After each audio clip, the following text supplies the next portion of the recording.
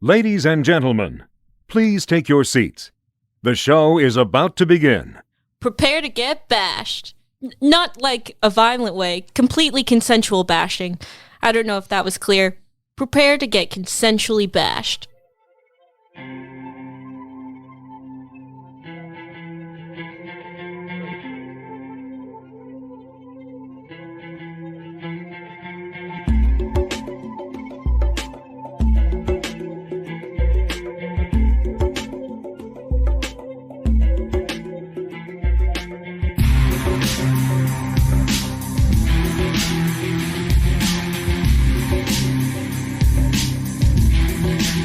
Good evening and welcome back to Three Guys in a Flick. This is where we review the good, the bad, and the absurd. Tonight's episode, Booksmart. Beware, spoilers. Coming to you from my basement, as always, my name is Don. And to my right, we have our comic book guy, John. I am ready to get consensually bashed. And to my left, we have the professor, Ken. Hello. There it was. Hello, just like he said. Tonight we have a special guest. This is Bellamy. Hi, it's an honor just to be nominated. And Bellamy comes from us. I am a senior at Cal State Northridge down in Los Angeles. Cal State Northridge. So you came all the way up here just to do the pod. That is so sweet. Yeah, I did actually come for the podcast. Seeing my family was just an added benefit. Yeah. I mean, come on, right? Well, she's a big fan of the show. How many episodes have you listened to? As of today, 1. Yes. Hey, that's more than my own daughter, so that's fine. I'll take the 1 for sure. Did you like it? Yeah, I did. I was laughing at Katie talking about holy names because I'm like, yep, that's all true. Yeah. Bellamy and Katie were schoolmates, and she was at the school that the professor's at and that where I taught, and she was in one of my film classes way back when. So, yeah, welcome to the show. Thank you. Excellent. Tonight we're talking about the 2019 movie Booksmart, which was released on March 10th, 2019 at South by Southwest, and then theatrically on May 24th, 2019. It was directed by Olivia Wilde, screenplay by Emily Halpern, Sarah Haskins, Susanna Fogel, and Katie Silberman. It stars Caitlin Dever and Beanie Feldstein. This movie comes to us because Bellamy suggested it and agreed to be on the show. So, hey, Bell, why Booksmart? Because that is the movie my dad picked for me. I'm really glad he picked this movie. It's one of my favorite recent comedies. I counted my Letterboxd reviews, and today was my 7th time seeing the movie, and it came out 3 years ago. Wow. Would you consider this to be one of your favorite movies? I would say so. I'm one of those people where if you ask me my favorite movie, it's going to change every time.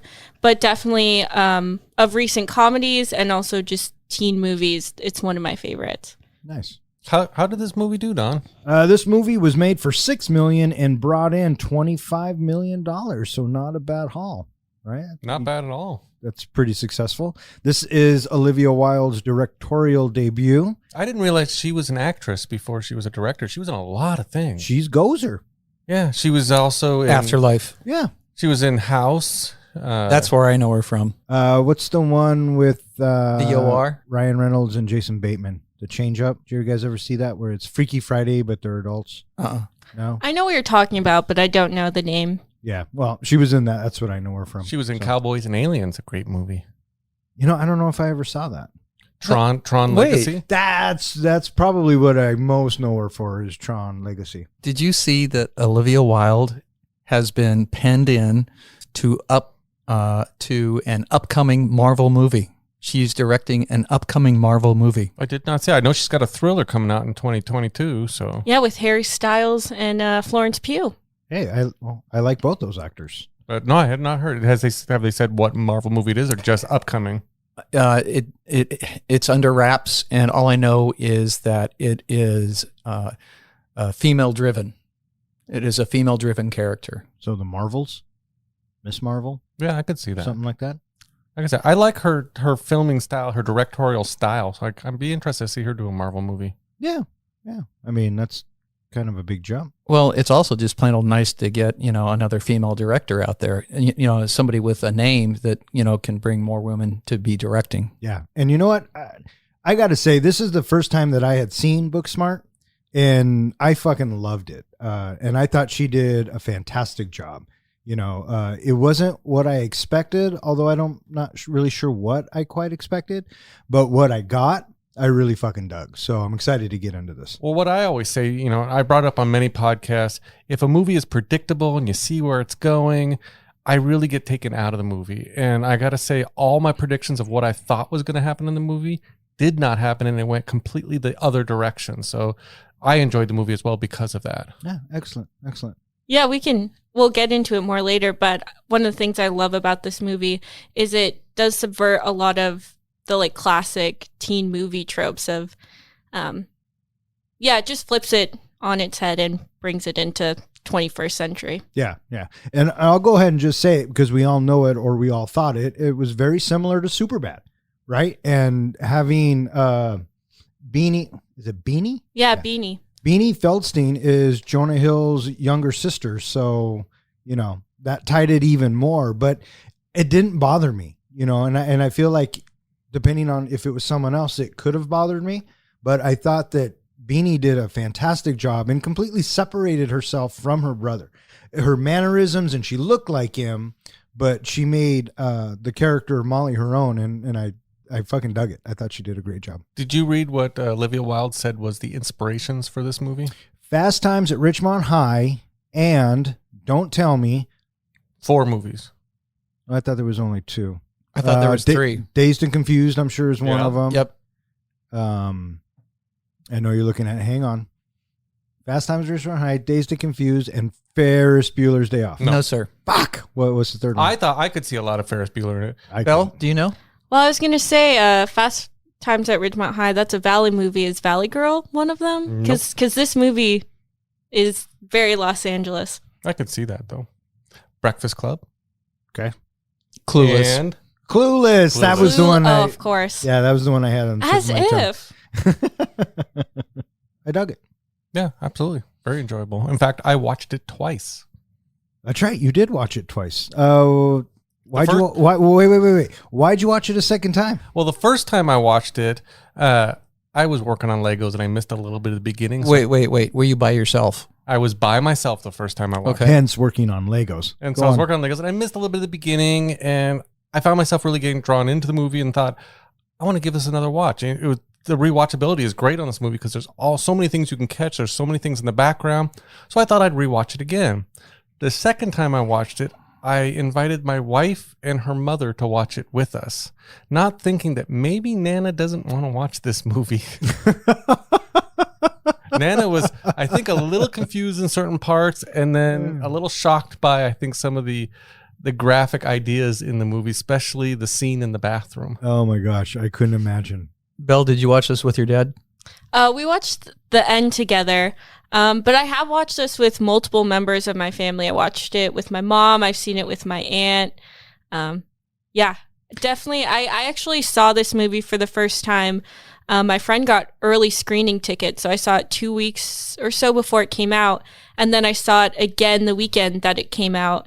And I remember we posted on Instagram after we saw it. We're like, everyone go see this movie. Yeah. It was was it one of those moments where you walked out and you're like, that movie just kind of, made an imprint on my life? Yeah, totally. I remember I said, like, it was literally knee slapping funny. Like, we were crying in the theater and everyone else was laughing. And I'm like, this is a theater going experience I haven't really had that often, of where everyone is in the movie and enjoying it and finding it funny. That's awesome. That's really awesome. I didn't see this in the theater, and I regret that now, because seeing it with an audience probably would have been awesome. But I did see Superbad in the theater when it opened, and with an audience, and that was a fun experience. How long has it been since we've had a movie that just so quotable? It seems like it's been forever that, like, the whole movie, almost all the lines are just quotable. They're just funny to think back on. Yeah, it's been a while. Yeah. You said knee slapping. There were bits in this movie, and I can pinpoint 3 of them right off the top of my head, where I couldn't breathe because I was laughing so hard. And it's been so long since a movie has done that. So thank you for making me watch this. Or better yet, thanks to your dad, Gerard. And if he sounds familiar, that's because he was on our Speed podcast. He suggested it, told me that you would love to review it, and here we are. So thanks, guys. That was fucking awesome. Shout out Gerard. All right, so this movie was actually nominated for a Golden Globe Best Actress, Beanie Feldstein. It was nominated for a BAFTA Award, a Best Original Screenplay. Talking about the actresses that starred in this movie, one of the things that kind of blew me away to read later was that in the movie, Amy is a lesbian and Molly is straight. In real life, it's reversed. I did not realize. I would not be able to tell from this movie. They both did such an amazing job on it. Oh my God, the casting in this was amazing, spot on. Yeah, as I mean, to call it. Billy Lord, like, Gigi. This is such a strong cast, and the characters are so good. Yet somehow Gigi still like rises above all of them. My favorite bits on those is when she pops up, and no matter who Wherever sees they're her, at. right, and whoever sees her, it could be Molly, it could be Amy. The first response is, "What the fuck?" Yeah, and how did you get dry? Oh my God, that's so Why are you funny. dry? No, the funny thing about that character is there's a big movement on the internet of people wanting her to get a spin-off movie from this. Oh, well, Just an I all could see Gigi it. movie. I feel like part of her charm is that she is the side character where you're like, I don't know what's going on with you, but I love you. Yeah, and I think maybe, I mean, the story would have to be fleshed out because an hour and a half of what we got, I don't know how long that would fly. She did agree, but she was awesome. She's a great character, great supporting Would character. you call her like a running gag or Yeah. just that she kept appearing and Yeah, you could. Moving the story or along. supporting character, you Mhm. know. Her shtick was a running gag, yeah. She was infused into the plot as the story evolved because of the richness of her character. Yeah. High school seniors Amy and Molly, longtime best friends, are accomplished students friendly with teacher Miss Fine. But with Molly being class president, they are not popular with their peers. Amy has a crush on a girl named Ryan, which Molly urges her to pursue. On the eve of graduation, Molly confronts classmates insulting her bookishness, telling them she got into Yale. But they claim that, despite their partying, they got into prestigious colleges or job recruitments. Furious, Molly tells Amy they should have enjoyed their time in high school more. And Amy reluctantly agrees to go to a graduation party held by classmate Nick. Not knowing the party's address, Molly calls Jared, a wealthy classmate who likes her. He instead takes them to his own party aboard a yacht.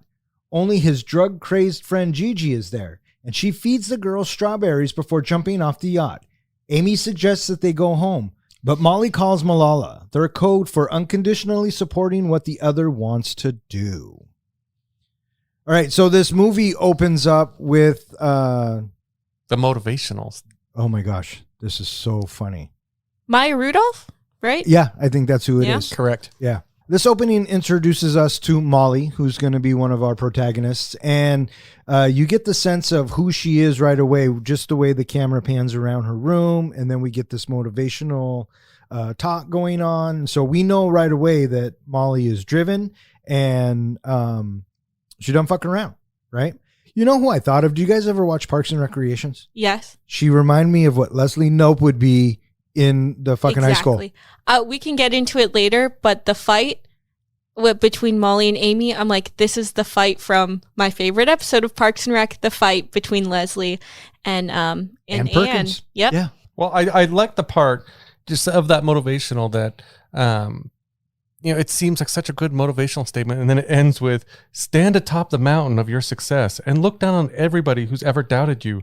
Fuck those losers. Fuck them in their stupid fucking faces. A movie after my own heart. I just love how it just all of a sudden just sets you up for the movie right there. Yeah, and she pulls out her retainer and in that look she gives the camera. Yeah, she's fucking ready. I enjoyed her as she descended from the staircase with her pose, and then there's Amy in the driver's seat, and she's totally into it as well.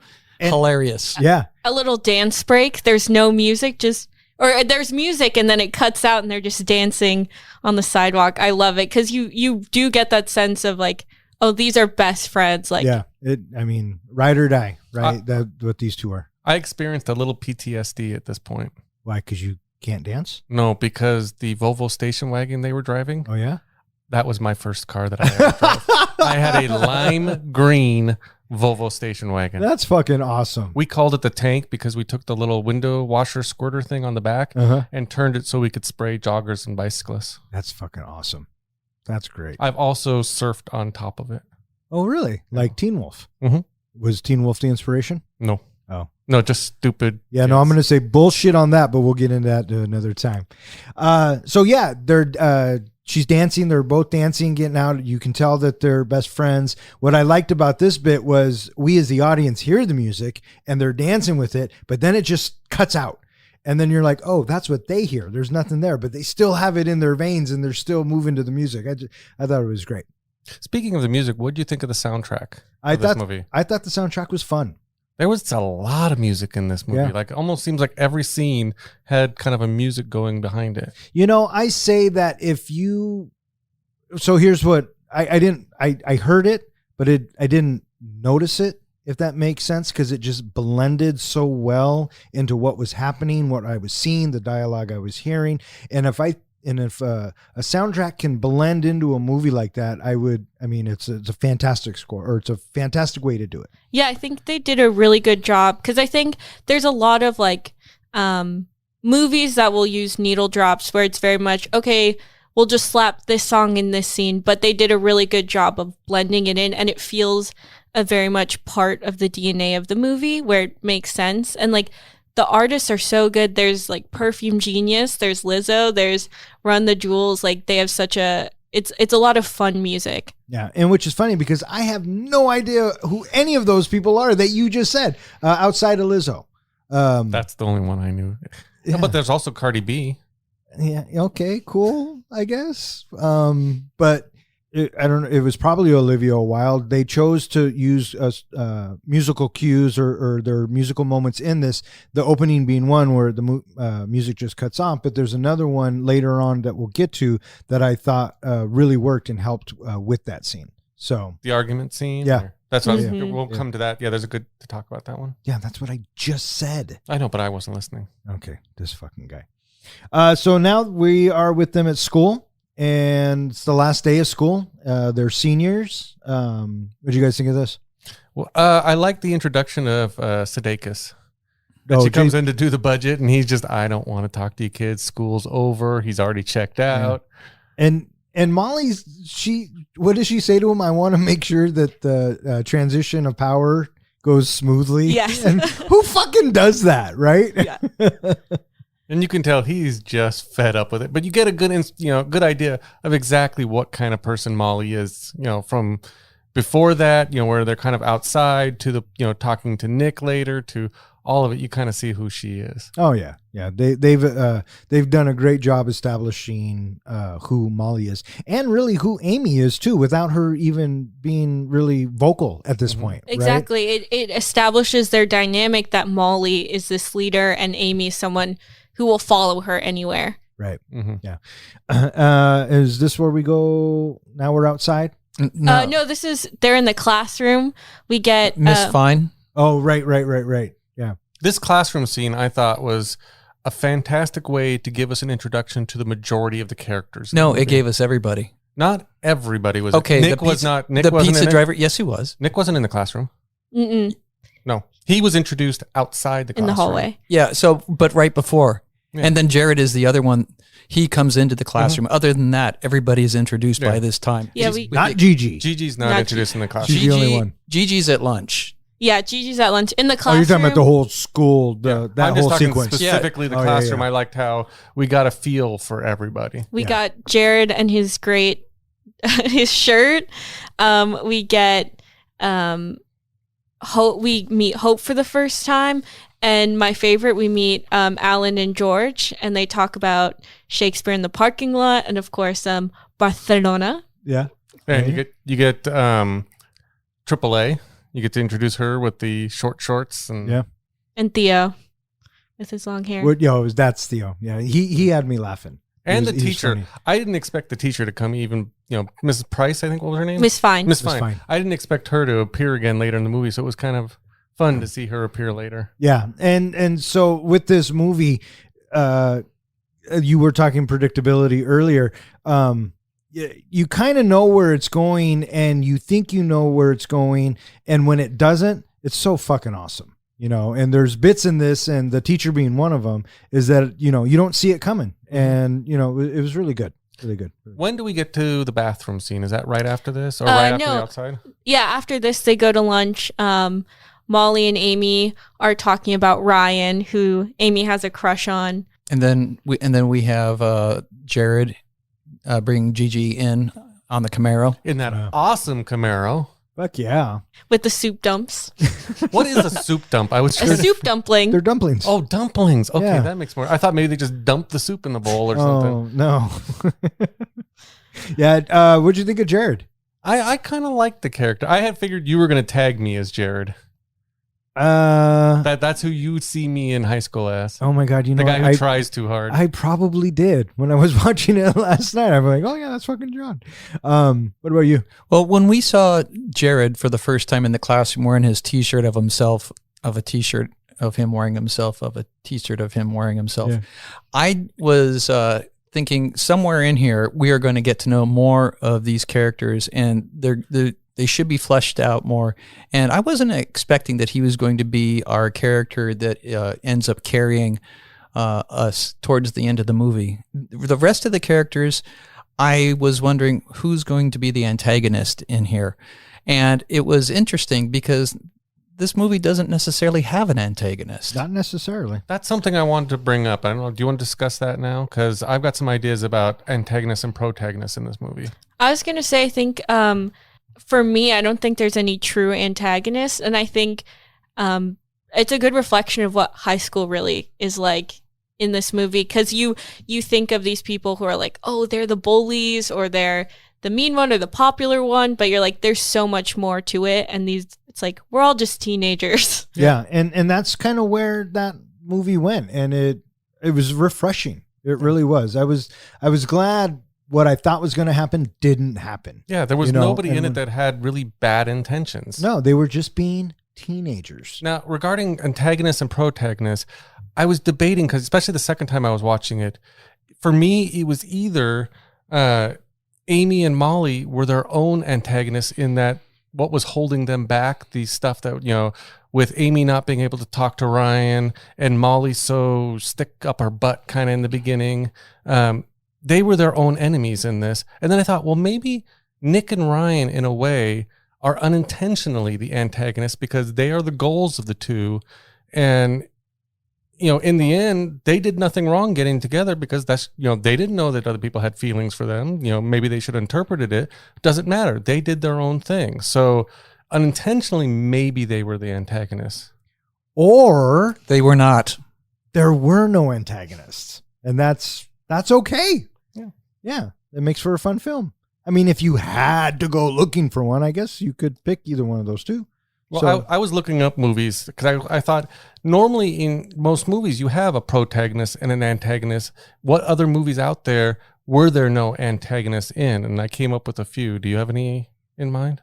Not off the top of my head. Off the top of my head, I do not. The ones that I came across were Forrest Gump. Forrest Gump, 40-Year-Old Virgin, Big, 50 First Dates, and like Bruce Almighty. Those are the ones that came up with really there was no antagonist in the movie. And the movie still worked out really well. I think, too, one of the cool things about this movie is it takes place over 2 days. Yeah. Yeah, you start morning before graduation. There's a little bit at the end of the movie where it's a few days later, but the majority of it is over 2 days. Yeah. Yeah. And they told a very coherent story over that time, and they introduced us to a lot of great characters, and yeah, it was fucking awesome. You always bring up pacing in the movie. And I thought the pacing of this movie was fantastic. Oh, There was no point that I feel that just everything dropped out or went too slow or started to lose me at all. No, it was just bing, bang, boom. It was on to the next thing. Yeah, absolutely. Yeah, it moves really well. What do you think of the interaction between Amy trying to talk to Ryan? Oh, I thought that was spot on. And that, I mean- that felt high school to me. So much. Yeah, I love their interactions, especially like for Amy dealing with this, like she talks about, like she's been out, but she hasn't kissed a girl, she hasn't talked to a girl. So I love her awkwardness and how unsure of herself she is around Ryan, and like insulting her and being like, yeah, your chin is sharp. Yeah. One thing I did appreciate about this, because we talked about a little earlier about breaking stereotypes, is that Molly is kind of, she's the school nerd. I mean, she's the overachiever, yet she's so confident. She's like, well, I'm going to go talk to Ryan if you're not going to go talk to Ryan. And she doesn't seem like anything scares her. And then you have Amy, who is not willing, even though she has been labeled, she's labeled herself, she's not willing to label anybody else. I mean, she jumps out, well, Ryan wore a polo to the dance. And it's like, well, that doesn't mean anything. That's just her gender identity. Right. She's also the only one who will not call AAA by that nickname AAA. Right. Yeah. Yeah. And she has morals. Going into the bathroom scene where Molly overhears Tanner and Theo talking about her and them playing a game of Fuck, Marry, Kill. The thing I really liked about this movie is like, in a different movie, they would have made fun of the way Molly looks or been fat phobic, but they're like, no, she's cute. She's just annoying as fuck. Like, yeah, totally. And that's one of those things that I was expecting it to go one way and it completely different. I didn't see Theo coming at the direction that he did. And I thought, wow, that's kind of refreshing. In a typical teen movie, I would have expected Molly to burst into tears and hide in the stall or run out of the bathroom or something like that. No, she came out and stood her ground, which was, again, just a surprise for me. I was watching it thinking, what the fuck would I do? Right? That's got to be traumatizing. And then I was thinking, what the fuck is she going to do? And what happens is fucking brilliant. She walks out, she confronts the three who are talking shit, and then she tries to throw it in their face that she's going to Yale and she's this, that, and the other. And then in any other movie, they would have tried to shame her in some way and left or do whatever. But they started to say where they were going to school and they were just as prestigious schools. I was thinking to myself, is this all in her head? Is she imagining this? Is this really happening? Did they really write it this way? And it was fucking awesome. Well, the other thing I love, and right here at this scene, I realized I loved the school because they had a gender neutral bathroom that nobody cared. Nobody batted an eye. Oh, I just figured it was fucking last day of school. Who cares? Oh, no. Molly made a comment. She was like, I'm going to pee in your weird bathroom. And Amy says, until we can all pee without genitals, none of us can. So I got the idea that Amy definitely fought for this gender neutral bathroom. That's so funny. I didn't put that together. So and that's awesome. I think there was graffiti in the stall that said like gender neutral glory hole. So only in high school, right? Exactly. That's so awesome. I just chalked up AAA's to, I wonder if she's bullshitting. And then right after that, then Tanner goes for that as well. Yeah. Right. That he just immediately follows suit.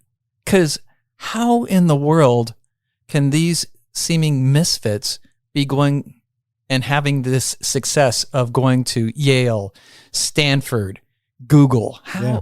Maybe, are they making it up? I don't know. I was going to say, I felt that in high school that like, I mean, I was not someone who ever went to any parties, but there were definitely classmates of mine who I'm like, oh, I know they're going out on the weekends, but they're going to really prestigious schools or really competitive schools that like those people are out there. You know? Oh yeah. I don't doubt that for a minute. And by the end of the scene, I thought, yeah, they really are doing that. But then I started thinking, I wonder if it's because mom and dad are paying their way. Well, yeah, I mean, probably, but I mean, at this point, they're going. So I could have spent my high school going to all of the parties, but I was never invited. Oh, poor John. I'm not going to say I'm not surprised, but yeah, I'm not really surprised. And you can tell that at this moment, Molly internally is freaking out. You know what I mean? And they did the whole push-pull zoom shot. And then she starts running out and asking everybody where they're going to school. Yeah, and it ties right back into that her character introduction of she is confident, but it's because she thinks she's better than everyone else. Right. It's that, and she's like, "Oh, I'm not the only one who is going to a great school," and that definitely is that inciting incident for her. Of she's like, "Oh, maybe I was wrong." Yeah. Did you like Gigi's response of "Don't judge me"? It was my 5th choice. Harvard. The line that had me laughing was fucking Triple A's.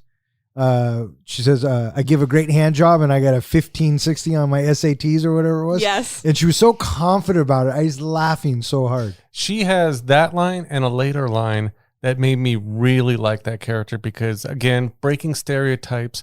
I loved to see a confident young woman who knew what she liked and wasn't afraid to say it. Yeah, Sure, absolutely. When we were watching it earlier with my dad, we were laughing when she was like, yeah, she was talking about how she got the nickname AAA. She's like, I like giving blowjobs. And she's like, I'm not going to do it at my house where my dad could walk in. So the day ends poorly. the day ends poorly, and they're sitting on the top of that cliff or whatever, and they're talking, and Molly With their says, little cake. And Yeah. Amy's little song. "Oh, that's right. Oh, that's right." Because Molly will not talk. She hasn't talked, and her song is like, "Should I call someone?" Yeah, it's like, if you don't talk in the next 10 minutes, I'm going to take you to the hospital. What a true friend, right? So Molly can see that Amy's really concerned because she's singing about it, and then she, just unloads. "We've been good all this time, and we did exactly what we were supposed to do. We weren't going to party. We got in. We applied at all the good schools. We got into our schools." And Amy's like, "Well, yeah, we did it. What's the big deal?" And then Molly goes into, "But we didn't have any fun or whatever." So they decide they're going to Nick's party. We also get that great scene with Will Forte and Lisa Kudrow and all the foods with puns. Oh my God. And the whole bit when they're at Amy's house, right? Getting ready, they put on the same outfit. They do the purse check or whatever And I think they're looking up self-defense videos too. Yeah. Oh, it was so funny. But I had to fucking laugh so hard when they're telling each other their secrets and how that all comes out to play. And oh my God, it was hysterical. And then it was, I guess, refreshing to see that, in other movies, it would have been boys talking about the same thing, but in different ways. But today it doesn't fucking matter. Right. And so funny writing, I think, is funny writing. And this goes back to the writing of the film. It was fucking hilarious. Did you expect the panda to come back up later? Oh my God, dude. That's one of those moments where I couldn't fucking breathe. So they want to go to the party. They get all ready, and then they don't know where the fuck it is. Well, before that, you were talking about the, Lisa Kudrow and Will Forte scene. I love the fact that the parents think they're dating. Oh, It brings up that they're Christian values, but yet they're so accepting, but we're not dating. yeah. And Yeah. she's trying to fight. She's like, we're just friends, special friends. I would have totally done that to my friend. Oh, I know. Molly just leans into it, and it's so funny. Yeah. And Lisa Kudrow and Will Forte is fucking We're great. probably just going to do Korean face masks. I don't need to know the words. I know that's kind of the running joke. At like my school, it was like, are you really friends if people don't think you're dating? Like the mark of true best friends. For sure. So they don't know where the party is, and Molly's texting everybody to get the address, but no one's answering her back or no one's answering her calls because, well, she's no fun, right? They think she's calling for school stuff. Yeah, totally.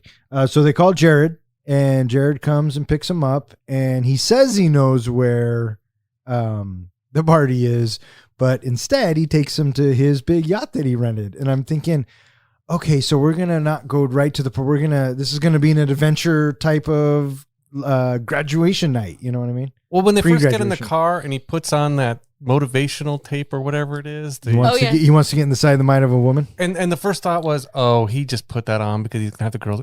By the end, though, when he starts talking about his other stuff, I'm like, no, maybe he actually was listening to that. Yeah, they're not hiding anything. They're giving it to you right up front. And I think that was awesome. So, yeah, And we funny get scene. Gigi's vitamins and it going all over them and like, Don't breathe. They're don't move. It's in my orifices. because they think it's drugs, and they've never done. Well, this should probably be said. They've never done drugs ever. And Gigi has this big tin of powder, and they think it's drugs, and it spills naturally. But vitamins. Oh, it was so funny. And also the the marina that they go to is the same place where they shoot Arrested Development. That's where the Bluth banana stand is. Oh, look at that. Yeah. Little trivia. There you go.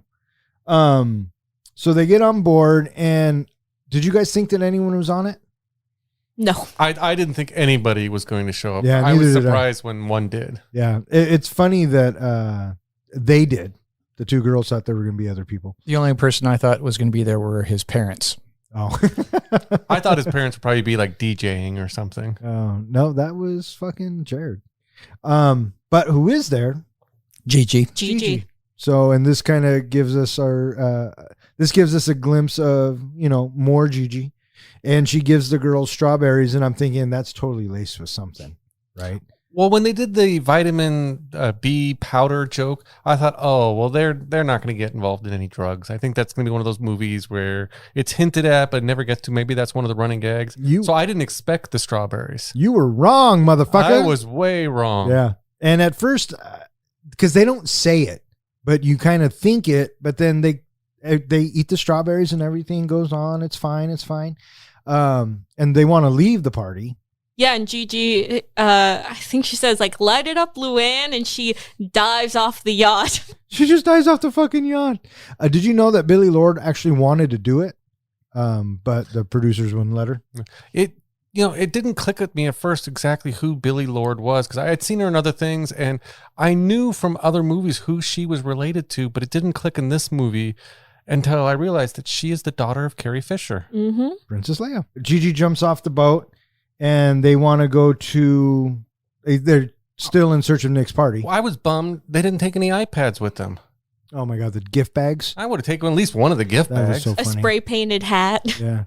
And this is this gives us a good moment too, where Molly tells Jared, you can't buy people's affections. And I love his response. Yes, you can. No, I think you can. Because he's so genuine about it. My parents did. Yeah. And so Molly's like, no. And then this is kind of where we reveal that he says, that's what I've always liked about you, that you're upfront and you take what you want. And you kind of think to yourself, will they, won't they? Or, is him and Gigi? But that's just something that they planted in the back of your mind. And we just move on from it. So the first time I watched this movie, it didn't connect for me, especially like at the classroom scene. It didn't connect for me that he kind of had a thing for her. Even though he kind of said her name as he left the classroom, it wasn't until this scene that I started to think, oh, maybe he's got some feels for her. Oh, maybe.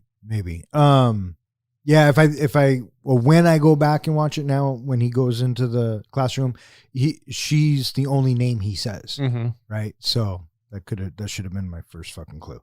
And then when they leave the party, that's when they get the text from Alan with the address for the party.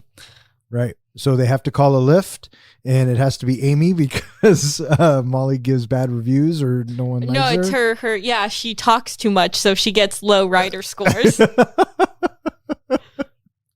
And this comes to probably one of my favorite scenes in the entire film.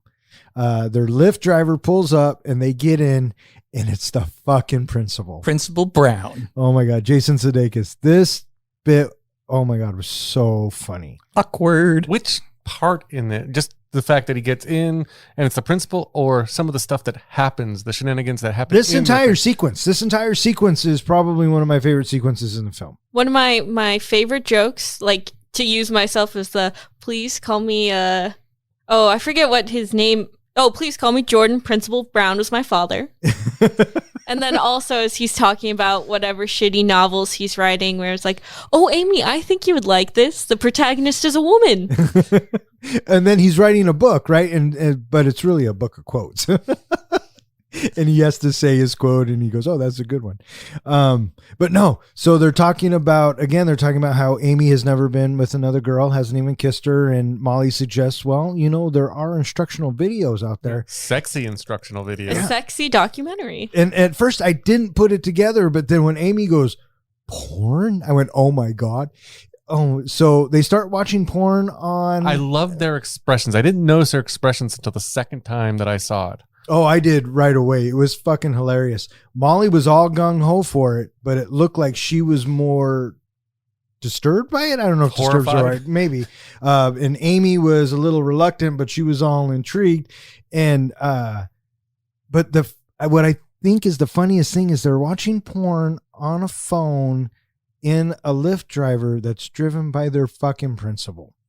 Oh my gosh. And then I didn't see this coming at all. Well, Julie, when we watched this movie, she called out, she said, it's going to Bluetooth the radio. It's going to somehow end up on the radio. Oh, when it does that, I couldn't fucking breathe. It was so funny. And the best part is the principal has no idea. Right. He asks, is this Cardi B? Totally. It had a nice beat to it, I guess. Oh my God. Yeah, so good. So good. One of the things that I like about this is after they got off the boat, and Amy just wants to go home, Molly invokes Malala, which basically means that whatever one person wants to do, the other person has to go along with it. I watched a video today I thought was just fantastic. It's on Twitter, and I'm not sure the gentleman's name, but he starts out the video by saying, you know what my favorite thing is about Booksmart? And then the camera pans, and there's Malala, and she goes, Malala. It is just great. I guess Malala loves this movie. Who's Malala? You don't know who Malala is? Are you joking?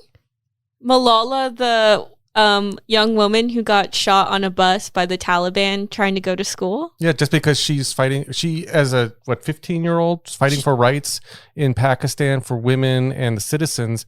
One of the people shot her in the face because she wouldn't stop talking, about fighting for these rights. And she has become like an activist ever since. She's been Times the Time magazine's most inspirational person. Like she went to Oxford 2 or 3 times. She's Malala. I've never known her name. Oh, you should look her up. Oh my goodness. She's an amazing person. Just the things that she's gone through in life. She's 22, 23 now, and she's probably one of the most inspirational people in the world. Wow. I will have to check that out. Yeah. Yeah, I had no clue. Is she the inspiration for the work? Yeah, that's her first name. That's is her Malala. name. Right, but what I'm saying is the writers put that in there. Oh, for sure. Because that definitely is for Molly and Amy. It's like all these feminist icons that they have. At the beginning of the movie, you have a Michelle Obama picture, Amelia Earhart, Ruth Bader Ginsburg. Yeah. No, I get all that. But I guess what I'm saying is I didn't know Malala was a real person. So No. The girls call a cab and are shocked to be picked up by their principal, Jordan Brown. To prepare Amy for possible sex with Ryan, Molly insists they watch porn, which accidentally plays through the car speakers. Brown drops them off at what they think is Nick's party, but it is the home of their classmate, George, who is hosting a murder mystery party. They again encounter Gigi, who reveals that the strawberries were laced with a powerful hallucinogenic drug.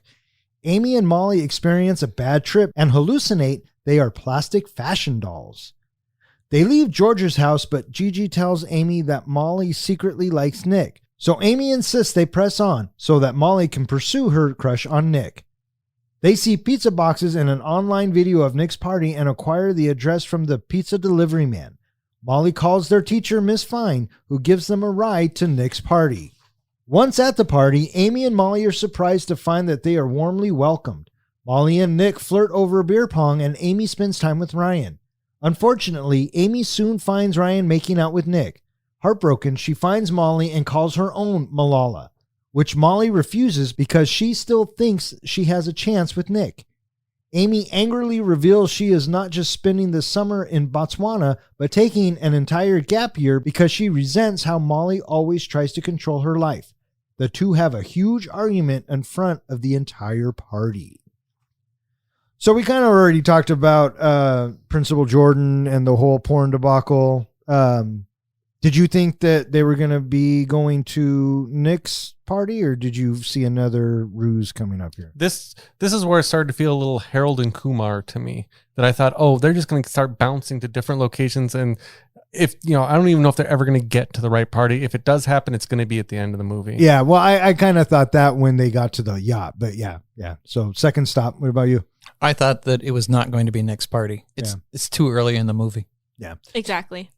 I know. I love that it's this silly murder mystery party, and you get the variety of like what these high school students see as like a fun time. And as someone who was a theater kid in high school, I'm like, yep, I know these people. So would you be at that party, or would you be at Nick's party, or would you be at Jordan's party? I would be at no party, is the thing. Oh. At least in high school, I wouldn't have been at any of the parties. Oh, there you go. I got the impression from, especially early on, the dynamic between George and Molly. Both of them love the attention, both love the spotlight. And so, of course, both of them don't like each other. Yeah. And I like how, they come in and he gives Amy is going to be the farmer. And Molly's going to be the orthodontist who is barren. Who's barren? She's like, what the fuck? Why do I have to be barren? That's not even written in here. Oh, good writing. And I writing. love, too, that, of course, the parents and the sister are just in the dining room. Yeah, absolutely. And do you see the little sister flip them off? Oh my God, I was laughing so hard. And this is where the strawberries start to kick in. And this is where Gigi pops up. And a running gag is, what the fuck? And Gigi's always there.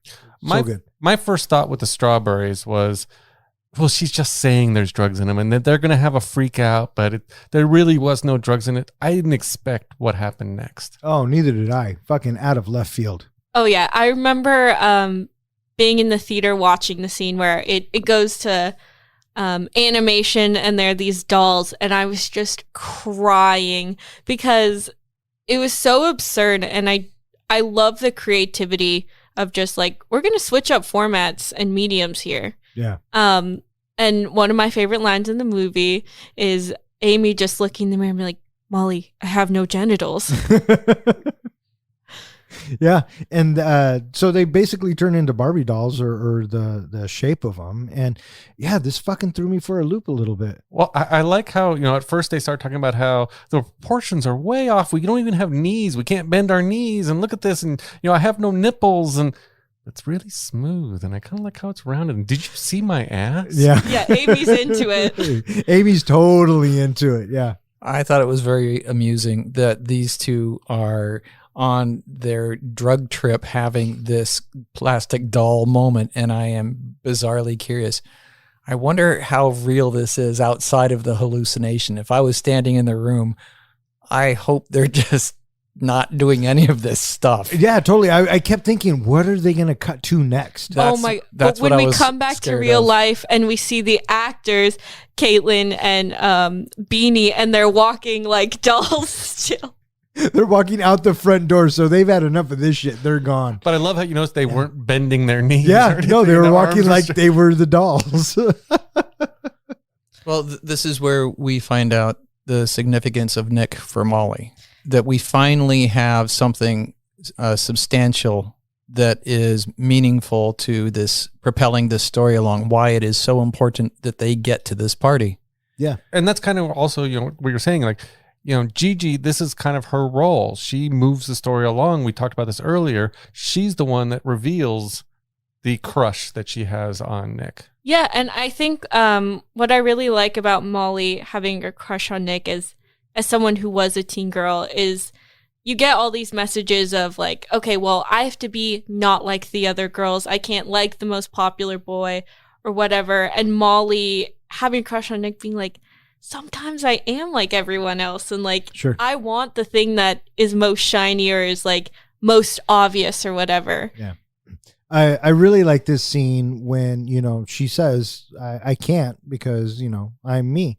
And then Amy just slaps the shit out of her. And she says, don't you ever say another mean word about my best friend or ever say that about yourself again, or I will fucking end you or whatever she says. I will lay you out. I will lay you out. That is a satisfying moment. It was such a good moment, and it was an empowering moment for both of them, and I fucking really dug it. And she says, you know what? If you want Nick, go get your fucking Nick. Let him be a bookmark in your journey. Yeah, footnote in your story. Yeah. Which is funny because of her problems talking to Ryan. Sure. I mean, well, it's easier said than done. Mm-hmm. Right? It's always easier to give advice than take it. Absolutely. Absolutely. So they are now determined to get to Nick's house. They do it.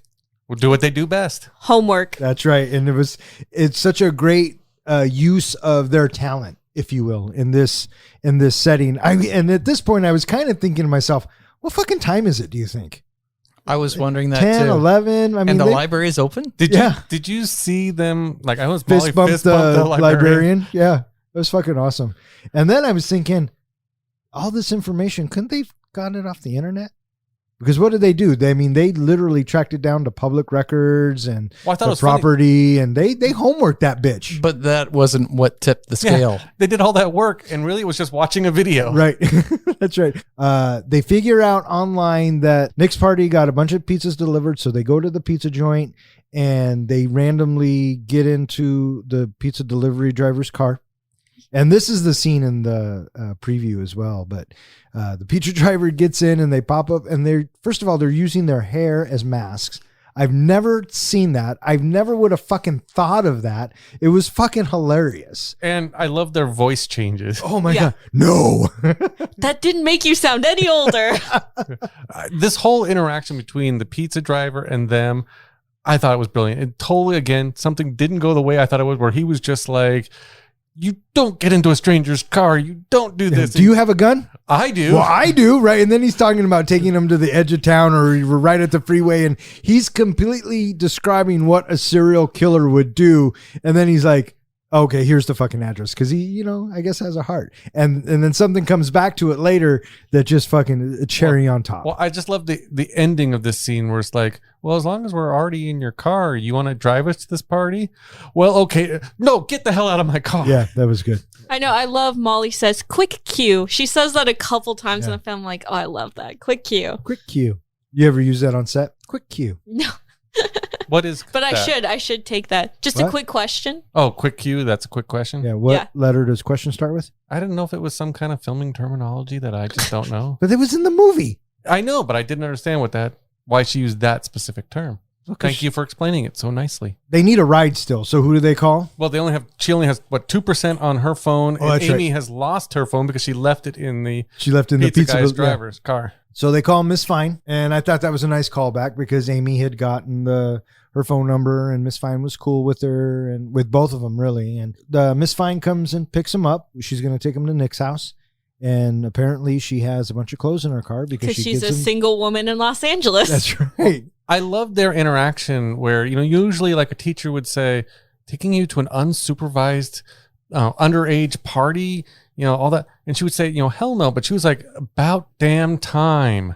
Oh yeah, I didn't see her fighting it in any way. She had been super cool and super supportive, so I expected her to drop them off and then leave. Mm-hmm. But what happens? And I love that moment when Molly and Amy get out in the car, because this isn't the first time they do it, but they're just hyping each other up so much, like, you take my breath away. Yeah. You are the most beautiful creature I've ever seen. Yeah. I just love that. Yeah, and then Miss Fine really likes it too, but she finally goes, "Get in there," But I like how Miss Fine said, well, wouldn't it be funny if I'll see you in there. Wouldn't it be funny if I really went to the party? And Yeah, that was a big chuckle. So, I did think it was clever the way put them in the sparkly outfits, because at the party you could spot them at any point. I mean, they stood out. They were the ones in these glamorous kind of sparkly outfits. Sure. And here's where I thought it was going. They were going to walk in and people were going to be like, what the fuck are you doing here? Cold shoulder. Yeah. And just people just being real dicks and making fun of the way they dress. Because in any other typical high school movie, that's exactly what would happen. Right? My thought, and I actually even said to myself, I might just turn this movie off, was it was going to be a typical teen prank movie. Oh. That they were going to get in and everyone's going to be super nice to them, and then they're going to get some kind of, 5 minutes in the closet with somebody or whatever, and it's going to turn into this nasty prank on both of them that they're both going to have to deal with later. And I really didn't want to see that. So again, the swerve was really pleasant to see it go a different direction. Yeah, Tanner talked to them, who is one of the guys who was kind of talking bad about Molly earlier, and it's like, hey, I'm so glad you guys are here. Like, I'm your guy. You need anything. And I think that this movie, again, is really true to life, that kind of once you are at the end of high school or start to get out of high school, you're like, oh, maybe the things that we thought were important aren't, like these cliques or these ideas of our groups. It's like, man, we're all just people. We're just trying to have fun, whatever. Yeah. And I like that, because I feel like even in high school, for me, towards the end of senior year, people started to warm up to each other. This, like, oh, probably won't see you again. Maybe we should be nice and friendly and stuff. Yeah. So it was nice to see that when they walk into the party that everyone accepted them. You know, and as far as your prank theory, I thought for sure when, you know, Nick and Molly finally get to talk and they're playing beer pong and, you know, he's all, I can't believe you made it. This is all I ever wanted was just to hang out and just get to know you. I was thinking that fucker better not be pranking her or I'm going to be fucking pissed, right? At this point, I couldn't decide whether I could trust any of these people. Right. But it turns out you can. And I also love that moment when they walk into the party and Molly sees Nick and there's this dream sequence Oh my gosh, dance. Yeah. It's so silly, but it's so great of like, yeah, that is what it feels like when you like have a high school crush where you're like, oh my God, it's like out of a movie. Yeah. And then Amy finds Ryan. I love that interaction with Amy and Ryan of like, oh, I'm so glad you came out. And Amy's like, yes, I came out in the 10th grade. And it's like, are you going to Uganda? And she's like, no, Botswana, like Uganda, like hates gay people. And she's like, would you be afraid to go to Uganda? And I love that again of Amy's been out, but it's still the idea of like, how do I talk about it with other people or like find out if other people are also gay? So. Right. It's her trying to step out and, you know, have a conversation and get outside of her comfort zone. And they did a really good job. And this kind of leads us to one of my other favorite sequences is this karaoke sequence. I love that fucking song, right? Alanis Morissette, can't go wrong. Well, didn't you, actually wasn't that, oh yeah, you're right, that wasn't the last Yeah, one. you ought to know. But you ought to know, buddy. did you not think she was going to drop the mic and run out? No. I did not expect her to belt that song out. I kind of felt it. I felt that after, you know, what's been happening is happening. I thought, well, maybe they are just going to go for it. And she does. And she fucking rocked it. Yeah. Caitlin Dever in real life is in a band with her sister. So she's a great singer. Yeah. That was a great scene. I love that. I don't know if it took me a couple of viewings to catch it. When George is singing, he goes, you ought to know, Alan. Alan, yeah. So Amy is hanging out with Ryan after this karaoke bit, and they decide to go swimming. And this was an interesting scene to me. It was just her gliding through the water and watching people. There are two favorite camera shots of mine in this movie. This pool scene is one of them. Just the way it was filmed with the lighting and the shadows coming down and the people. I loved the way they kind of filmed it, her swimming around the people. Yeah, for sure. And the reveal is so good because you know immediately, you see underwater two people are like clinging onto each other and you're like, oh, that's Ryan with all those tattoos. And as Amy and the camera come out of the water, who is it but Nick? Right. Yeah. Who else could it be? And I agree. The underwater photography in conjunction with the music at this point is probably my favorite moment in the movie. It is done so beautifully and majestically, and it feels so tender and pure, and she's finally reached this moment where she is able to accept it's going to be okay, and I am going to make this go, and then it has to, yep. Okay. Yep. That's exactly what's just going to happen. Yep. That happened. I was going to say, like, I think in many ways, like, I identify with Amy. And, like, her at this party is, like, her first time, like, just saying yes to things. Like, I think they're the kind of people who, as we talked about, like, get in their own way, whatever. But she's like, I'm just going to say yes and do something. And, like, in that moment, like, stripping down and going into a pool feels like revolutionary for her. Sure. Absolutely. It's a huge fucking step. And when when Nick and Ryan come into focus and she figures it out, she immediately swims away. And just the fear and panic in her face as she's trying to get dressed, and she got to tell Molly, and she did such a great job. Who is it? Caitlin Beavers? Deaver. Beavers. Beavers. Don't look at me like that, fuckface. You don't do names either. Caitlin Devers does such a great job in this moment that I felt so bad for her. My heart was broken for her. Yeah, because you know it's like the only thing worse for Amy than seeing the girl she likes make out with a boy is having to tell Molly that what she just saw, which leading into their fight, she can't even tell Molly what she saw. Right. Because she wants to protect her. Right. This leads into my second favorite camera shot, which is the long take of Her walking through the Amy house. walking through the house, and the camera, she takes a step forward and the camera goes backwards, and all one long take all the way up to the point where she finds Molly. Yeah. I thought this was, just in the kitchen, everything was a fantastic shot. Yeah.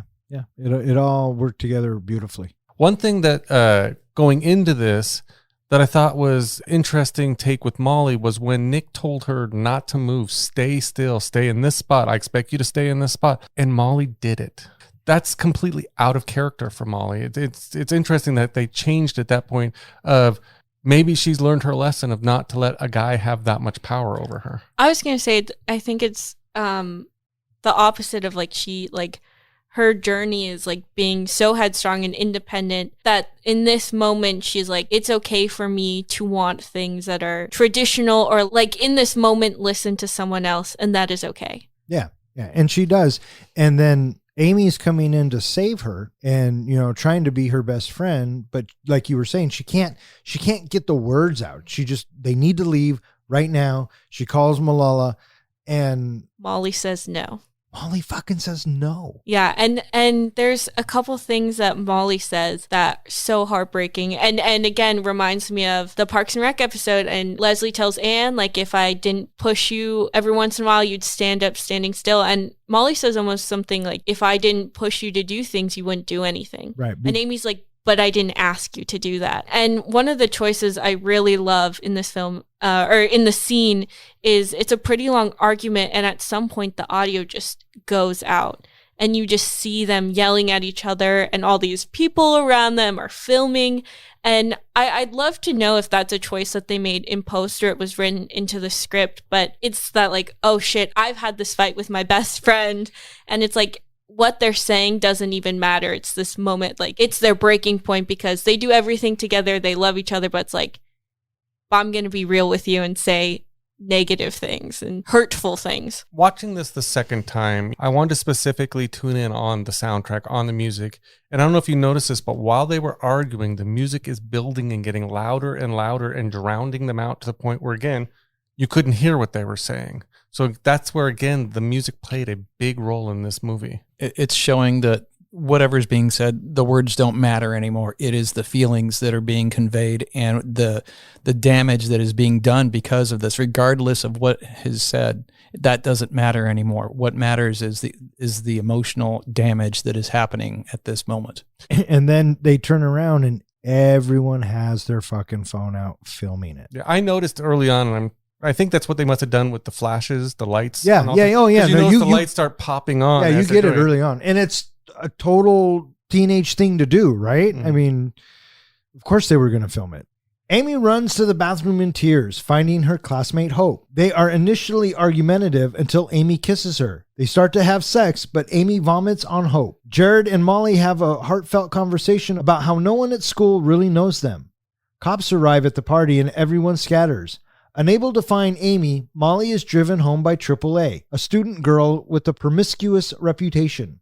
They bond over stereotyping they both have endured. Waking up on graduation day, Molly checks her phone and discovers her classmates praising Amy for having created a diversion at the party, allowing everyone to escape while getting herself arrested. Molly visits Amy in jail and they reconcile. Learning the pizza delivery man is a serial killer, they trade information to free Amy, and they rush to attend graduation. Molly kisses Jared on stage and gives an improvised valedictorian speech, both enthusiastically applauded. A few days later, as Amy packs for her trip to Botswana, Molly sees Hope visit and gives Amy her phone number. Molly drives Amy to the airport where they share a tearful goodbye, but then Amy decides that she has time to hang out before her flight, so they ecstatically decide to get pancakes. Roll credits. I don't know what I was expecting after this fight. I thought maybe that they would both just leave or, just separate. But Amy finds herself in the bathroom. And of course, there's that Hope chick. The right? bully. Yeah. And and Amy even calls her out on it, right? You mean, you say you are just being honest and calling people on their shit. But the reality of it is you're just fucking mean. Right. And Hope's like, well, maybe I am. I don't like meek people. Yeah. It was kind of a weird interaction at first. But yeah, then they start to make out. Yeah, I was going to say, I think this movie really takes a lot of care with this sex scene, and also specifically it being a queer sex scene, because I think a lot of times in film, like if two women are having sex, it's very like pornographic or male gaze and like objectifies the women. But I remember reading about how much care Olivia Wilde took in filming the scene. Like it was just her, the actors, and I think the cinematographer, like the cam op in the bathroom, so it was like a close set.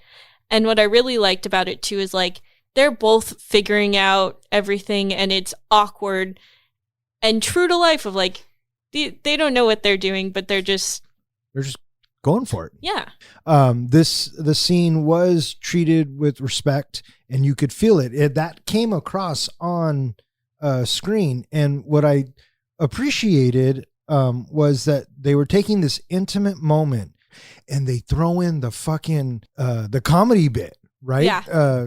Amy touches the wrong hole. Well, she says the geography is all off. And Yeah, she's like, I haven't approached it from this angle.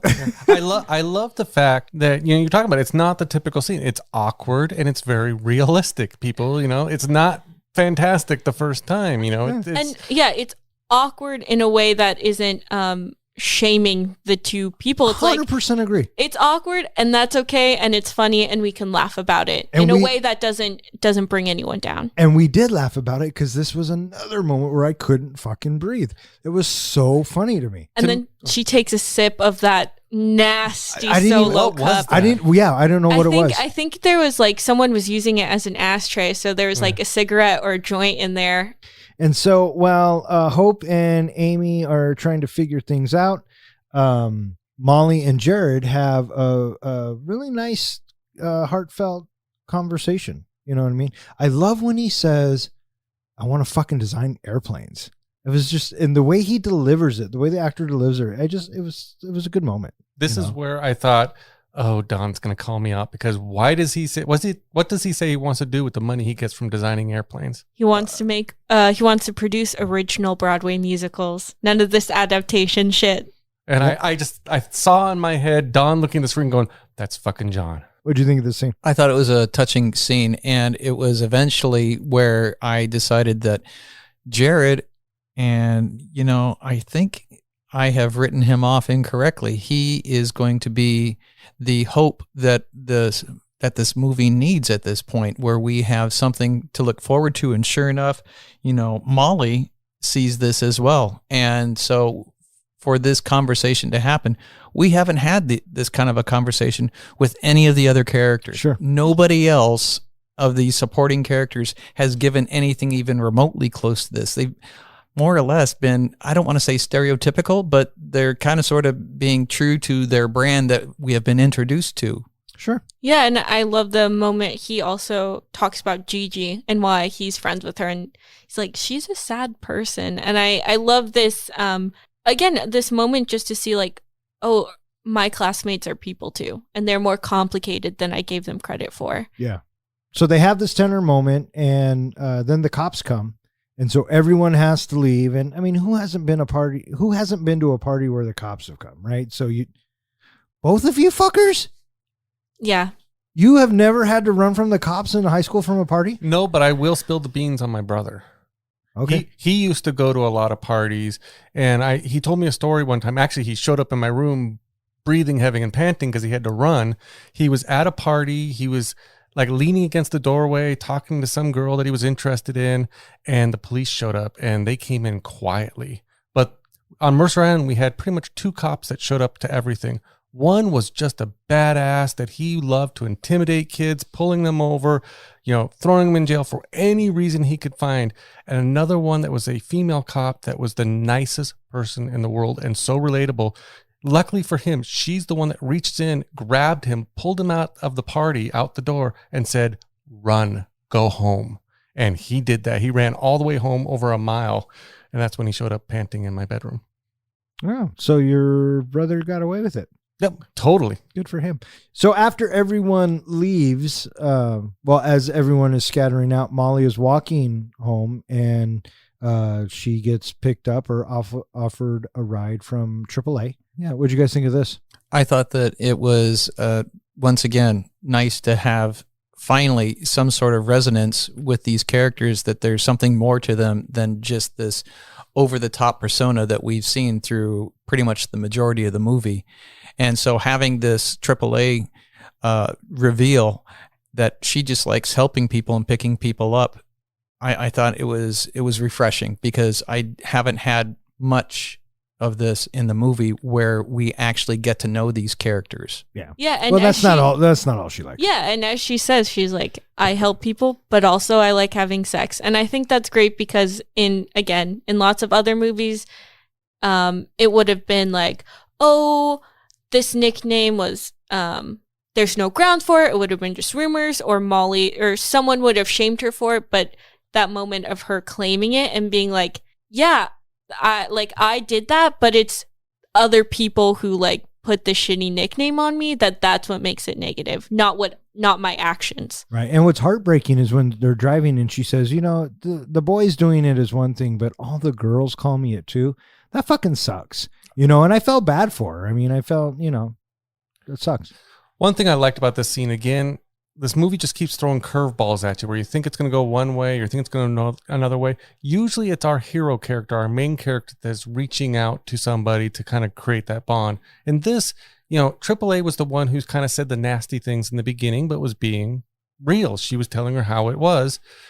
Yet she's the one that reached out and tried to make the bridge to Molly. Yeah. Because Molly at first didn't want to get, and she was like, oh, anybody but you kind of thing. Right. And got it. And she's the one who started talking about, and she's the one that built the bridge between the two of them, basically saying, kind of revealing one of the reasons why I didn't want to talk to you when we get to school, because I don't want you to use that nickname. I don't want people to know my nickname.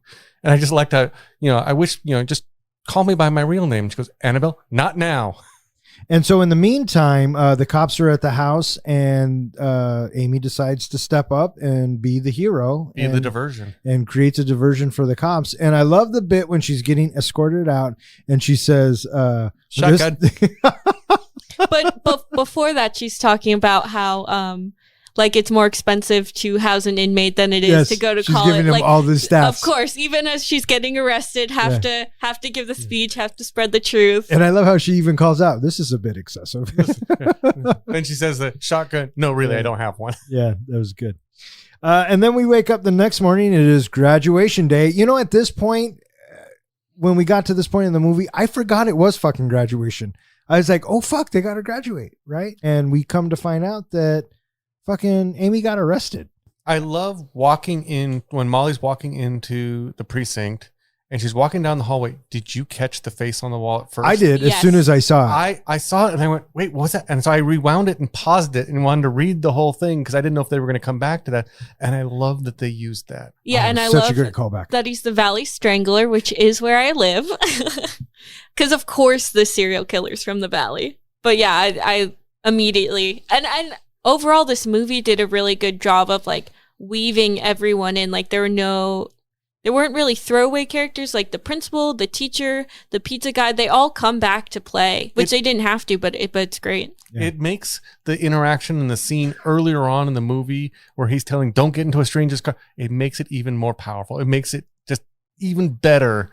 The fact that the Strangler was the one that's giving them advice about how not to get killed. Yeah. And Molly being Molly, and I didn't notice this, and I don't know if it shows it or not, but she takes the fucking flyer with her, right? Well, she comes back and grabs it. Oh, does she? Yeah, I think she looks at it and it cuts away, and then later on we see it. And I love when she gets in there and Amy comes up, and they're genuinely happy to see each other, because what does Molly say? Oh, I'm sorry, I'm not here to see you. I'm here to see someone else. They just had this big blow up the night before, and they're already back to, where they're at. The banter. Yeah. And that's friendship. Because they got it all out. Yeah, absolutely. But she says this, she's like, I know women apologize too much, but I have to say I'm sorry. It's like, even though they're friendly again, she does it's not just that they sweep it away and forget it. It's like, I'm sorry for what I said. Because they're like, there's truth in what we were yelling at each other about. Mm-hmm. Yeah. And that was good that they got that all tied up. But now they have to get to the graduation, and, they cut to Jason Sudeikis. They're holding it because they're waiting for Molly because she's the valedictorian. And Amy. Gigi's playing the piano. Gigi's playing the piano brilliantly, by the way. I mean, she's a really good pianist. They threw her in all the right ways. Oh, she is the wild card, most valuable player of this fucking film, for sure. I really enjoyed Gigi's character. But, back at the police station, Amy's like, how are you going to get me out? And fucking Molly has the solution. They trade the information. So they get out and they have Jared's car. See, that's the only place where I feel like something was missing. Like, how did she get Jared's car? But then I realized, well, maybe, there was more interaction than we realized. Oh, there had Molly to have been. Yeah. And Jared. Molly's a planner. This is one of my favorite uses of the music in the movie. That Run the Jewels song is so good. And also I love, as they're pulling out of the precinct, Jared's license plate is fuckboy. Yeah. My question is, though, the scene with them driving to the graduation, why is she swerving all over the place? She knows how to drive. Because it's fun. Is it? It's just crazy. Yeah. Well, maybe she's not used to driving that fast. And when you drive that fast, sometimes the car gets away from you. And it is a muscle car. And it is a fucking that's a muscle good car. point. Yeah. So Jared has to, Molly tapped him in. That was the term. And the principal's like, well, are you sure? And then Jared tells the principal what Molly would have said or told what Molly said. On the Senate floor, Right, a representative can vote by proxy. It's like, okay, that sounds like Molly. But yeah, and with the car coming in, such a great fucking entrance. And then everybody's cheering, right? I mean, such a turnaround for both these characters. They made just an epic. And first of all, again, I love this high school that they just let them get away with that. But just the epic entrance, this is something they're always going to remember. Now, what'd you think of when Molly finally got up on stage and gave her improvised speech? Oh, I thought it was heartfelt and it was wonderful. Mm-hmm. Yeah, and again, that moment of she is a planner. She's planned everything. She's going to take this moment to forget everything she planned and just speak from the heart, which is great. She fucking nailed it. Absolutely fucking nailed it. I had to pull, I think, a Dawn at this point and just accept the fact of where the hell were any of the parents? They were behind. They were on bleachers. I couldn't see any. And I kept thinking, wouldn't either of the parents have noticed that their daughters are late? Wouldn't they be a little concerned? Yeah, maybe, but... Well, I was going to say that they told Amy's parents that Amy was sleeping over at Molly's, so they wouldn't be concerned. And then you get the vibe that Molly's, like, maybe has a single parent and is not involved as much or something. So, do we ever meet Molly's parents? No. Molly's home life is conspicuously underdeveloped. Oh, yeah. So there you go. And it's curious that we have Amy in jail and she chose not to call her parents on graduation day. Because she didn't want to be in trouble. That's how I took it, for sure. And I'm like, you have worked your entire high school career to reach this point to sit it out. Well, in the conversation, Amy even forgets that it's graduation day. She's like, oh shit. Like, she was so caught up in getting arrested, she forgot what day it was. Yeah. And I think maybe deep down inside, she knew that Molly would come get her. That's what I like to think. Or I think too, again, I relate to Amy where it's like, sometimes you are so caught up in what the rules are, whatever, you forget, like, you can ask for help or be like, if she gets arrested, she's like, well, this is my fate. Guess I'm just dealing with it. You're like, no, you can, like, call your parents. You can ask for help. So after graduation, Amy is packing for Botswana and they're having a moment to go make tampons. Hey, that's a real thing. Yeah, and I know 100%. Lions can smell blood. They're saving lives. That was one of the jokes that this time I picked up on and I didn't notice before was after she says, I'm saving lives, George says, well, I don't like big cats. Right. It's like, oh, yeah. The panda callback scene. So earlier on, we got introduced to the panda and what Amy uses it for.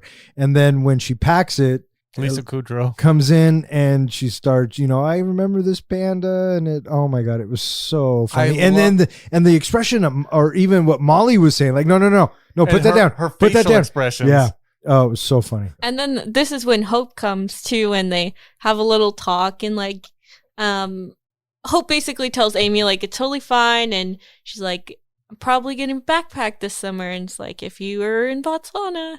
And I like this moment because, it is awkward and like maybe they'll see each other again, but at the heart of it, like, it's not, Booksmart isn't about them getting in relationships or finding people. It's about their friendship and them having love interests. That comes second. Yeah. It's a subplot, and they do such a good job with it, and we don't need a resolution there to that story.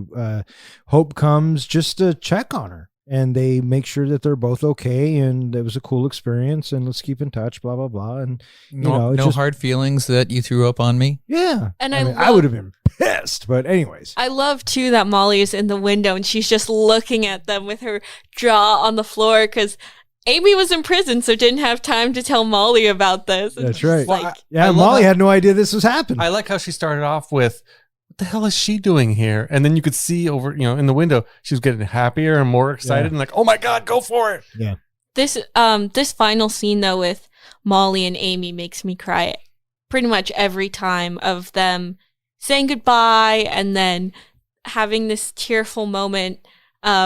And then Amy coming back and being like, ah! Yeah, so they take you on this emotional roller coaster, right? It's really heartfelt. They're saying goodbye. The song's playing, and then Amy jumps out in front of the fucking car, and she says, "I can be the last." I had to rewind it because I couldn't tell what she said. Wait, you didn't watch this with subtitles? I thought you watched. All I your movies did, but with I went. subtitles. Okay, hey, I can't read the subtitles when there's tears in my eye. Okay, I'll fucking say it. It had me tearing up a little bit, and I had to rewind it. You so teared up. You have at a this heart? bit, yes. Friendships, man. Come on. What I know you're going to get into this, but what I really liked is at this moment, Molly's got the tear coming down her face, and she even calls out, "I was having a moment." Yeah. How could you? Yeah, I was having a moment. Why'd you do this? And then this last line. I mean, it was so fitting the way this ends. So she says, "I can be the last one on the plane. You want to get some pancakes?" And then Molly's response, Fuck yeah. awesome. Fuck yeah, I want to get some fucking pancakes. See, that's something I could see you saying. Totally. Right. Yeah. And then the movie ends. So What'd you think of during the credits, the water balloons? Oh, I thought that was cute. You mean the water condom balloons? Yes, the condom balloon. Were these, I thought these were regular because they were all No. colored. No, they were condoms. Were they also? Yeah. Okay. Yeah. I thought there was no way that the goodbye was going to go like that. How does Amy not even get out of the car? That's what I thought. Here's too. your lifelong friend, and you're just staying in the car, and you're not going to have a hug. And when that doesn't happen, it's not ending like this. They are totally going to reconnect again in just a few moments, and there it is. Yeah. But it was a great reconnect.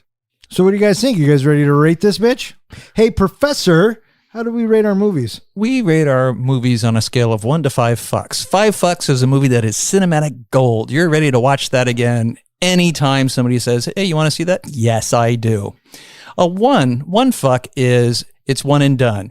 You had some sort of an interest to see it, and that's it. I'm done. That was not worth one more second of my time. And what's a zero fuck? A zero fuck is somebody who made me watch this because you owe me 2 fucking hours of my life back. You motherfucker. That's right. Who wants to go first? Not it. Not it. Not it. You go first. All right. I really enjoyed this film. Like I said earlier, it was the first time that I had seen it. I do have to say it did remind me a lot of Superbad, but that's not necessarily a bad thing because I really enjoyed Superbad. I've enjoyed all of the high school movies, Fast Times, Dazed and Confused, and, all the John Hughes' movies. What I really appreciate about this film, though, was the script and the cast. The story was simple, and even though this high school story has been done 1,000 times, it still felt very fresh and different. To see the high school experience through our female protagonists brought a new twist to the paint by numbers genre. We have mostly seen high school movies through the eyes of the guys. And, it was nice to see that we're now at a point where being male or female doesn't fucking matter. What matters is the story, and does it speak to you in any certain way? And, can you relate with it? The dialogue was sharp. The direction was on point. The movie was well paced, well edited, and the soundtrack was a lot of fun. Saying earlier, there were a lot of scenes where I was laughing so hard I couldn't breathe, and it had been a long time since a movie had made me do that. So I really appreciate that it that this film was able to do that. I appreciate that Olivia Wilde didn't pull any punches. She didn't shy away from showing the audience inside of what goes on in a teenager's mind and how it is. The friendship between the two girls, I absolutely love. No matter what was happening, no matter what was said, no matter what was done, at the end of the day, they always had each other's back. And sometimes that's rare to find, so it was nice to be seen, portrayed on screen. Overall, this movie was a lot of fun, and I can't wait to watch it again. So for those reasons, I'm giving Booksmart 4.25 fucks. Alrighty then. Would you like me to go next? Sure, buddy. Whatever you want to do. I am happy to go next. First of all, I want to call out Olivia Wilde. For her first, director debut, I thought she did a great job. We talked about it earlier. You mentioned it, Dom. The pace of this movie was great. There was no point that I felt bored or was too long or wanted to look at my watch. It flowed really well. It did have super bad vibes. And again, not an issue. It called out a lot of other movies. This was in essence, when you bring it all together, is a buddy movie. And there are some classic buddy movies out there. And I think this will become a classic buddy movie. Whenever I think of them, this is going to be in my top 5 of all buddy movies out there. I love that this movie was kind of a movie about redemption. These two high school people who focused only on high school were redeeming themselves and making those friends that they never made, and making those connections that they never had. And it was great to see that whole process throughout the whole movie. I loved the fact that this breaks the typical stereotypes. Everything that I thought was going to happen. I thought there was going to be a prank played on them. I thought they're going to show up to the party and everyone's going to be like, why are you here? I thought that, there were going to be kids that were just bullies and mean to them for no particular reason, and that they were just going to have to deal with it. But no, everyone had a backstory. Everyone had, in essence, a good heart. And everybody was just about, closure and closing down their high school career and moving on. But, opening up, people were so excited to see them at that party and see them getting out of, see them outside of school and see them in a different environment, that I thought it was just really refreshing and unexpected. I thought the two main actresses in this movie created a believable friendship. You believed about them and you cared about them. A movie that draws you in to care about the main characters and wanting to see them get, the benefits at the end and a happy ending is a good movie in essence. If you don't care about the characters, you don't care about the movie. And this movie really draws you in to care about those characters. Really, I was trying to think what kind of movie, was this a comedy or was it a coming of age movie? And it kind of fit both those into one general theme. It is a coming of age movie that has a great comedy background. I mean, you're laughing, as you said, there's so many scenes that you just laugh at and you can't believe. And, if you really want to have a lot of fun, watch it with your Nana, because that brings a whole new element to this movie. On rewatchability, I watched it on Tuesday night and then turned around and watched it again on Wednesday and enjoyed it just as much. It was, it gave me a chance to try to catch some of those lines that I missed, to look at things in the background, to focus a little more on the music and the soundtrack. This is a movie I can see watching again and again. I don't know if I'd watch it every night, but if it came on, I think I would watch it. I think I would watch it from start to finish because, again, the flow is so great in this movie that you don't find yourself bored at all. So, in essence, breaking it all down, what rating would I give this movie? Because I enjoyed it so much, I am going to give it 4 fucks. All right, so that's 4.25 fucks from me, 4 fucks from our comic book guy. Professor, would you like to go? Sure. I shall rate Booksmart. So going into Booksmart, I didn't necessarily know what to expect out of this movie. This movie was going to be kind of sort of a wacky, zany tale. Looking at the beginning of the preview that I saw when I'm on IMDb, it's like, all right, it's going to be a little bit like this. So more to the point, I thought that what it was going to end up being wasn't really what I wasn't satisfied in what I got out of what I thought it was going to be. I want to give big props to Olivia Wilde. I thought that she did some really nice directorial work, especially for this being her first movie. for the most part, I find that these two main characters are very likable. Amy and Molly are these quirky outsiders that look at themselves, I think, kind of sort of above everybody else. And the rest of the supporting cast, I just sort of felt like that each one of these characters, they're so over the top that I didn't necessarily have anybody that I could relate to. I understand that Amy and Molly are my protagonists, and so I've hitched my wagon to these characters, and where we go with them, it's gonna be good because these are strong characters.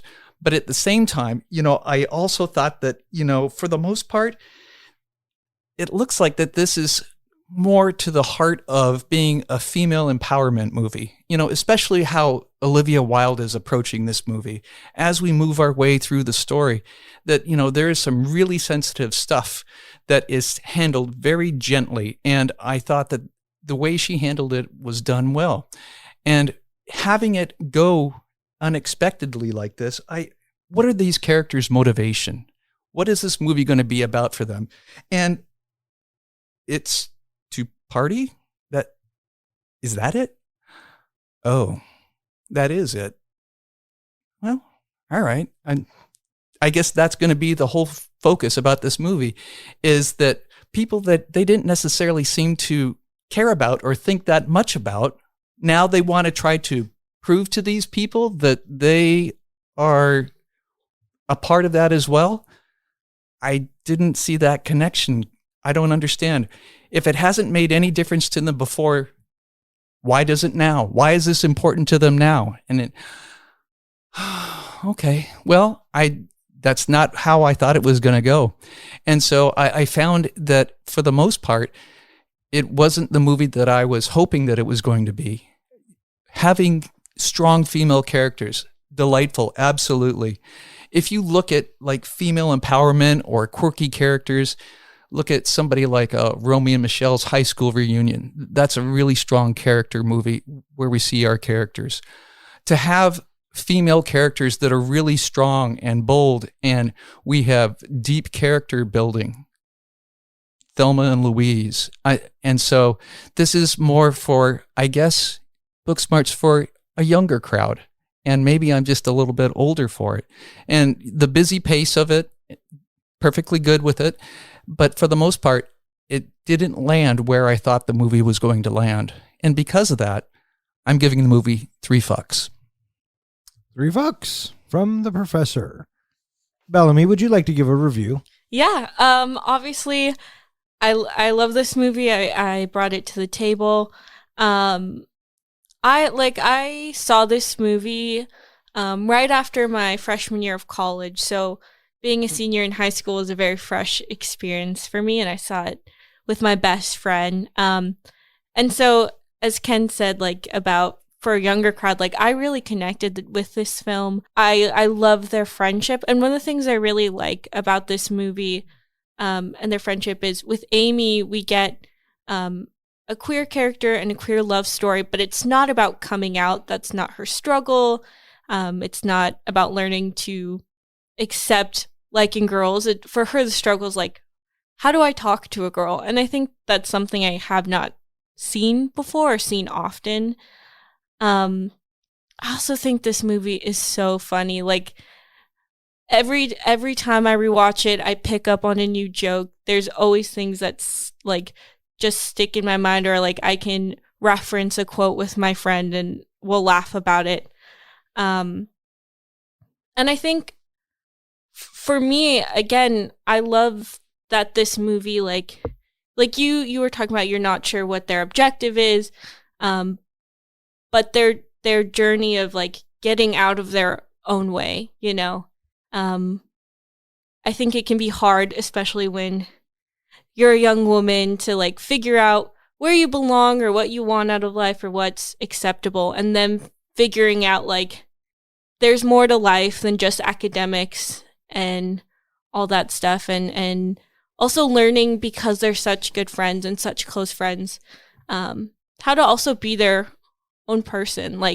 At the end, they're saying goodbye, and they're gonna be separate for the first time in their life, and coming into that. And I do think it is a short movie in terms of time It's not going to have like this giant character arc, but I love where they end up. But for me, this movie, it's a 5 fucks movie. Going right to the top. 5 fucks for Melanie. Yeah, like I said, I saw this movie before it was theatrically released, and I wanted to see it again right away. Had to wait for it to actually come out. And I've seen this movie a bunch of times since. I recommend it to people all the time. I own it on DVD. I love it, and it's definitely a movie that I see being like a classic going forward, that in 20, 30 years time, like this will be a movie that people reference in their coming of age movies. Oh, 100%. I couldn't agree with you more. This is this generation's Fast Times at Ridgemont High. Clueless, Weird Science, and any of the high school movies that are quotables, right? Definitely. I agree with you 100% on that. Now comes the time in our podcast where we are going to select our next movie, and I thought we would have our guest selected for us. But before we do that, I hear you're making a movie.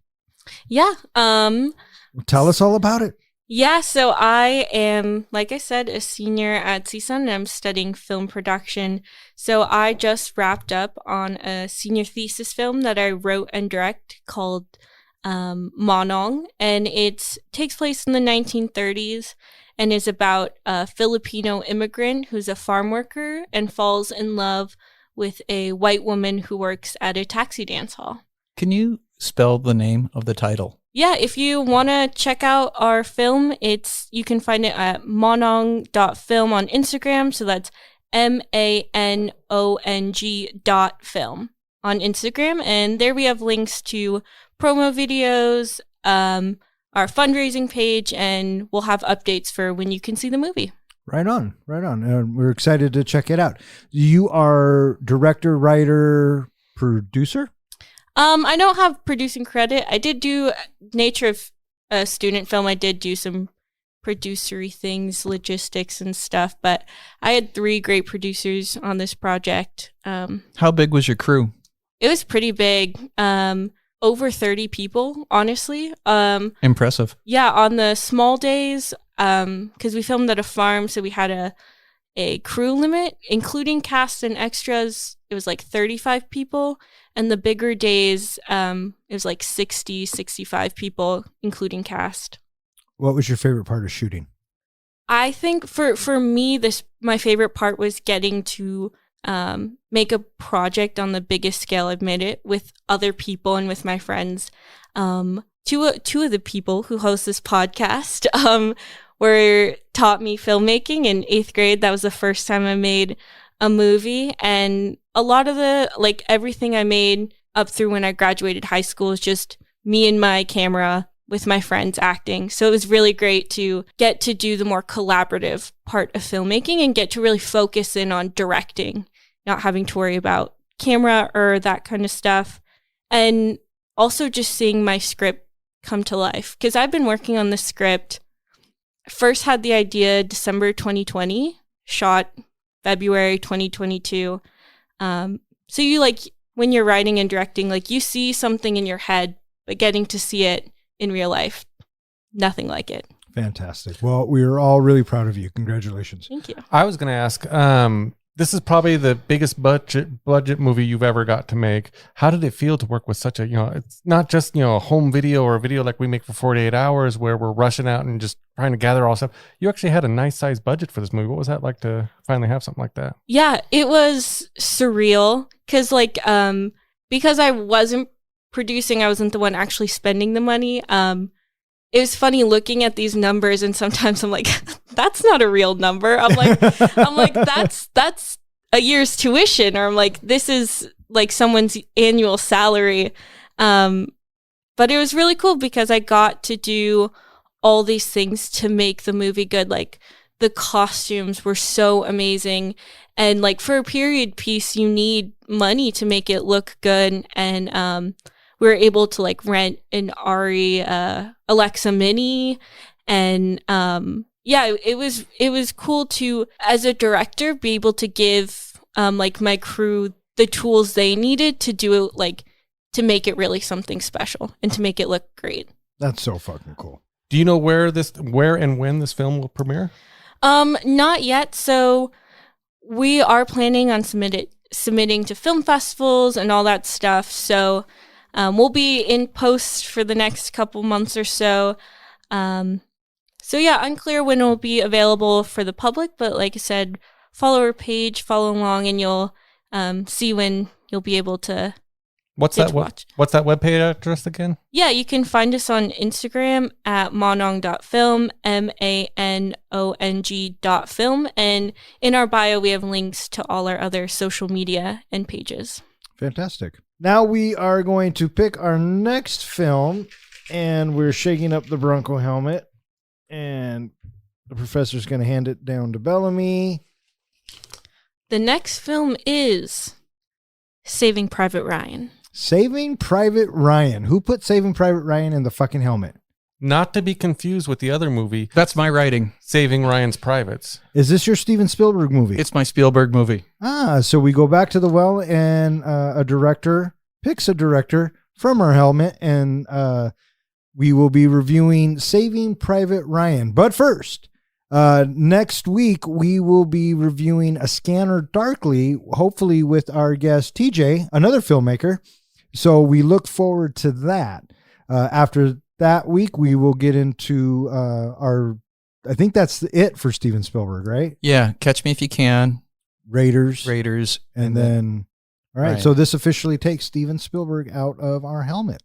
Unless a fan has submitted another Spielberg movie. Yeah, he's directed a lot of movies. Yeah, that Steve guy. He's done a couple of good ones. Couple good ones. All right, so that's going to wrap it up for this episode of Three Guys in a Flick. I just want to thank Bellamy for coming on. It was awesome to have you. We had a really good time. I want to thank Zach, Ronnie, and Jill, as always, for listening. Keep listening. Hey, John, where can they find us? Well, they can always find us at our website, threeguysinaflick.com, where we go ahead and post the show notes after the show, as well as just a little trivia about the movie that we watched and other information. Please check it out and share it with friends. You can also find us on various social media platforms, Facebook, Instagram, Twitter. When we are on pretty much every podcasting hosting site, we're on Podbean, Spotify. We are everywhere I can find to put us. All right. You want to say anything before we take off here? You want to give any shout outs to anybody? I just want to say thank you for having me. It's great talking about this movie. Hopefully I'll be back. Maybe I'll get to beam in remotely. I'll just give another shout out to Gerard. Shout out to my dad. Well, Bellamy, you always have a standing invitation here at Three Guys in a Flick. So thanks again for coming. We had a great time. So for Three Guys in a Flick, I'm Don. I'm John. I'm Ken. And I'm Bellamy. Hope you enjoyed getting consensually bashed.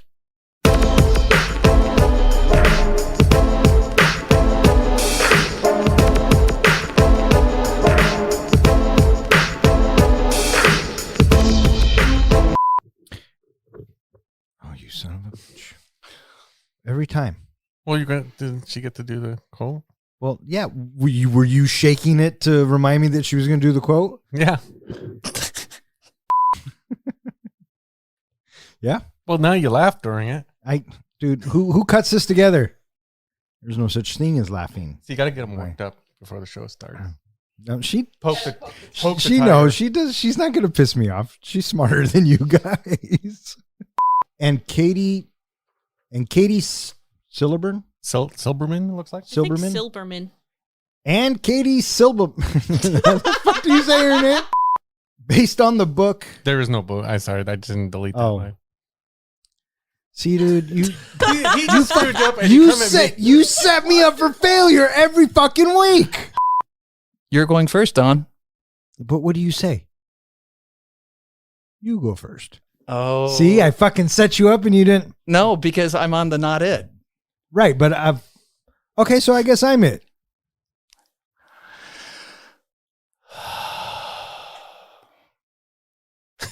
Don, you go first.